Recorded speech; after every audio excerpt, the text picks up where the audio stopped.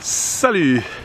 Alors, Marielle Massé écrit dans son ouvrage Respire que nous ne respirons pas uniquement pour se maintenir en vie. Nous respirons dans ce monde et ce monde respire en nous. Nous avons besoin de notre environnement pour survivre. J'en ai déjà parlé en cas de vitamine green. Notre expiration est inspirée par la nature, est inspirée par la forêt, par les arbres, et l'expiration de la nature, l'oxygène, est inspiré par nous, les êtres humains. Supprimer les sous-bois pour faire face aux feux de forêt est sûrement une mauvaise bonne idée. L'abattage des arbres pour faire face au changement climatique est sûrement une idée encore pire. Nous avons besoin de la nature pour respirer. Si nous coupons les arbres, si nous coupons la forêt, nous nous coupons de l'oxygène.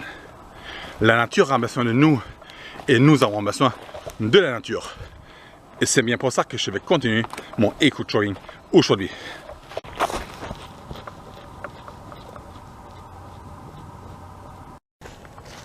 Ok, du coup je vais vous montrer un petit peu. Ça c'était en fait la parcelle la plus sauvage que je vous ai montré en fait dans l'été. La parcelle la plus sauvage où il y avait en fait tous les animaux de la forêt qui dormaient, qui se cachaient en fait ici pour fuir un peu les personnes, les joggers, etc. dans la forêt. Et du coup, cette partie la plus sauvage, elle a été abattue avant-hier. On se rend compte que cette zone protégée n'est pas protégée en tant que ça. En fin de compte, on se rend compte qu'il ne s'agit pas du tout d'une zone sauvage. En fait, il ne s'agit pas d'une forêt sauvage, mais il s'agit plutôt de l'industrie forestière. Il s'agit plutôt de l'industrie forestière. Voilà, tout est abattu.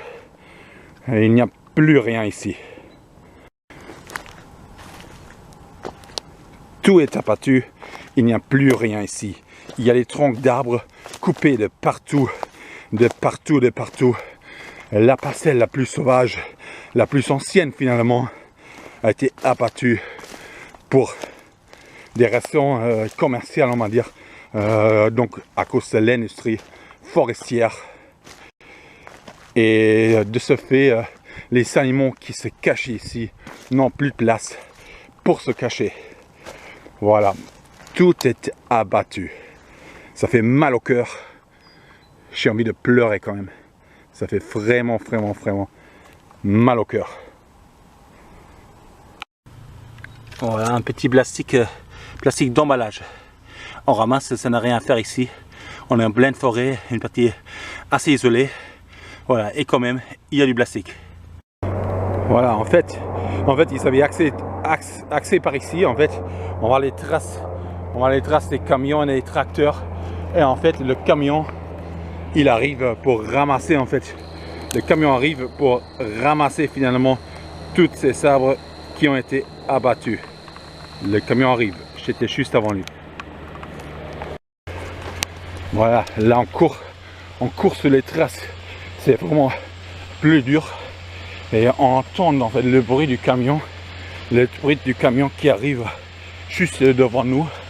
Et je vais bientôt des fois lui laisser la place pour pas qu'il m'écrase à son tour. Voilà, il arrive. Vous voyez là en face seulement les grandes machines qui arrivent en fait pour continuer en fait l'abattage, ce massacre en fait, l'abattage des arbres. Voilà, et là on traverse.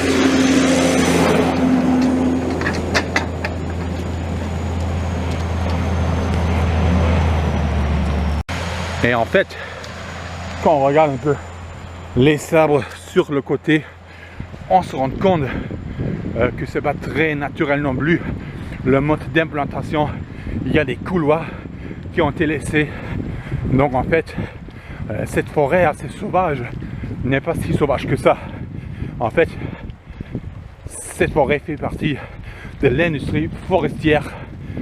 Il ne s'agit pas du tout d'une forêt sauvage. Il s'agit des plantations, et donc de l'industrie, et c'est bien pour ça que ces forêts sont abattues en fait. Donc voilà, ce peu de nature sauvage qui existe, on le sauvegarde uniquement pour les raisons économiques en fait. C'est vraiment décevant. Ok, encore un plastique en pleine nature. Voilà, on ramasse ça, ça n'a rien à faire ici. Voilà, encore un plastique d'emballage qui vient des mouchoirs en fait. On ramasse et j'entends une autre machine forestière qui arrive. Donc l'abattage continue. Ok, encore un plastique d'emballage qui vient des Kinder. Ok, à côté en fait un bouchon en plastique. Voilà, sûrement de la même personne. Ok, un mouchoir encore qui se trouve en fait dans la zone des sous-bois qui ont été supprimés. Donc peut-être ça vient d'un forestier même. Ok, encore un mouchoir. C'est pas très joli. Il faut ramasser. Et encore un dernier morceau du même plastique d'emballage. Donc là on sait ce que c'est en fait. C'est un Haribo. Voilà, ça a éclaté ici et les gens ont laissé ici. Plastique rigide de emballage Haribo. Ok, une bouteille de vin en pleine forêt. C'est très sec derrière. Du verre, c'est une source de feu de forêt hyper dangereux. On ramasse. Voilà, une bouteille de verre en forêt, source de feu. C'est grave. Ok, encore un mouchoir et c'est un peu dégueulasse parce qu'en fait là, il y a même encore un poil dessus. Donc voilà quoi, quelqu'un qui a fait pipi caca ici quoi. Dégueulasse.